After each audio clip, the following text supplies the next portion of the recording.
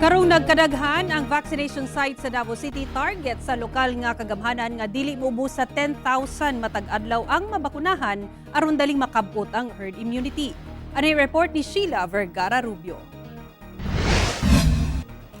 Dayag nga nagkadaghan kuno ang mga nagka-interes nga magpabakuna kontra COVID-19 dinhi sa Davao City. Busa, dagan sab ang gipang-abrihan nga vaccination sites. Sumala pa nga target sa kagamhanan nga dili moubos sa 10,000 per day ang mabakunahan sa Davao City. Kini aron daling makabot ang herd immunity ilabi na kung magpadayon ang bastante nga supply sa bakuna.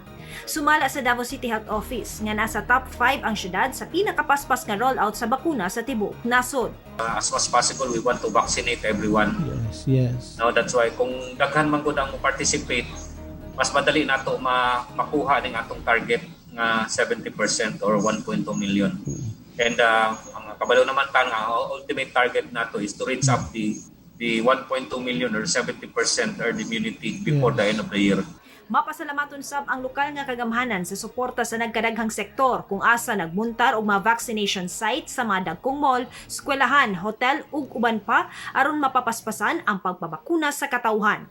So by sector sila, so they group together and then they group resources, they do their vac sites and they do their vaccination team and then we provide the vaccines.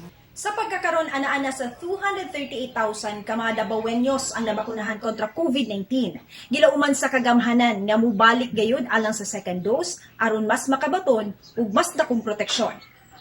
Ako si Sheila Vergara Rubio para sa One Mindanao.